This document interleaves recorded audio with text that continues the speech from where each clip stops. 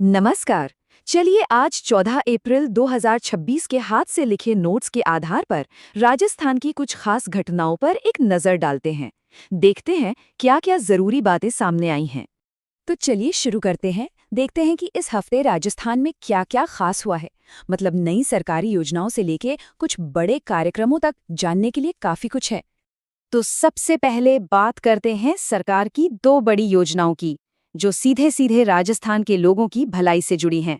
इसमें पहली योजना है मुख्यमंत्री वरिष्ठ नागरिक तीर्थ यात्रा योजना। देखिए नाम से ही बिल्कुल साफ है, यह योजना हमारे जो सीनियर सिटीजन्स हैं उन्हें तीर्थ यात्रा का मौका देने के लिए बनाई गई है। और इस साल मतलब 2026 में सरकार का लक्ष्य है कि कुल 56,000, जी हाँ 56,000 वरिष्ठ नागरिकों को इस यात्रा पर भेजा जाए। और देखिए यात्रा का तरीका भी बड़ा दिलचस्प है। इनमें से जो 50,000 लोग हैं वो तो ट्रेन से भारत के अलग अलग तीर्थ स्थलों पर जाएंगे और बाकी 6,000 लोग हवाई जहाज से सीधा नेपाल के पशुपतिनाथ मंदिर के दर्शन कर सकेंगे। अच्छा, अब सवाल ये है कि इस योजना का फायदा कौन उठा सकता है।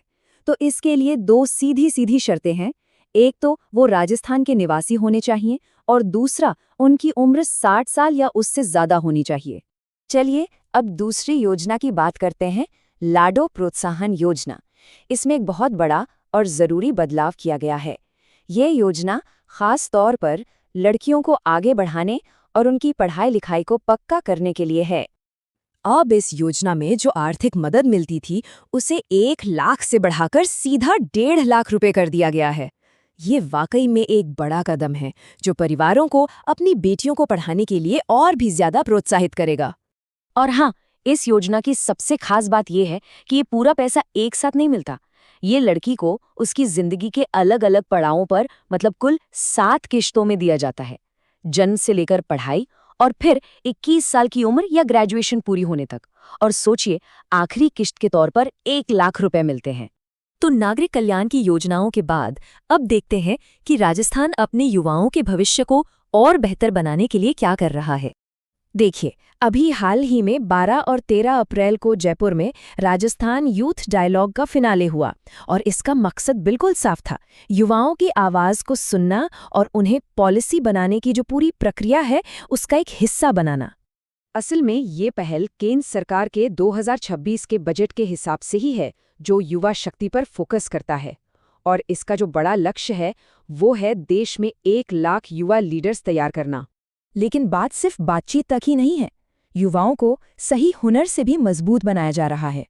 और इसी दिशा में ऑटोमोबाइल सेक्टर के लिए स्किल्ड कारीगर तैयार करने के लिए एक बहुत ज़रूरी समझौता हुआ है। तो ये समझौता हुआ है फाडा यानी federation of automobile dealers association और एसडीसी यानी स्किल डेवलपमेंट कॉरपोरेशन ने राजस्थान सरकार के साथ मिलकर।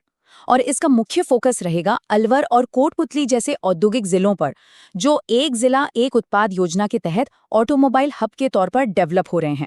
चलिए अब फटाफट कुछ और बड़ी खबरों और सम्मानों पर भी नजर डाल लेते हैं जिनकी वजह से राजस्थान सुर्खियों में रहा। तो सबसे पहले एक बहुत अच्छी खबर है, राजस्थान को national road safety excellence award 2026 से सम्मानित किया गया है। यह अवार्ड बेंगलुरु में दिया गया और इसे जीता है जयपुर के विद्याधर नगर आरटीओ में इंस्पेक्टर दिनेश सिंह ने, सड़क सुरक्षा के लिए अपने बेहतरीन काम के लिए। अब आगे बढ़ते हैं। 11 अप्रैल को राज्य ने महान समाज सुधारक महात्मा ज्योतिबा फुले की 200वीं जयंती मनाई और इस खास मौके पर कुछ बड़ी घोषणाएं भी की गई। इस मौके पर मुख्यमंत्री भजनलाल शर्मा ने शिक्षा और संस्कृति से जुड़ी 3 बड़ी घोषणाएं की। पहली, हर जिले में आदर्श विद्यालय बनाए जाएंगे। दूसरी, हर ब्लॉक में ई-लाइब्रेरी खोली जाएगी। और तीसरी, दौसा में संत दुर्लभ नाथ जी का एक पैनोरामा भी बनाया जाएगा। और अब एक नज़र डालते हैं आने वाले एक बड़े कार्यक्रम पर, जिसका जिक्र इन नोट्स में साफ तौर पर किया गया है। प्रधानमंत्री नरेंद्र मोदी 21 अप्रैल को बालोतरा के पचपदरा का दौरा करने वाले हैं, जहां वो कुछ नई परियोजनाओं का उद्घाटन करेंगे। तो समाज कल्याण से लेकर युवाओं को आगे बढ़ाने तक ये सारी खबरें यही दिखाती हैं कि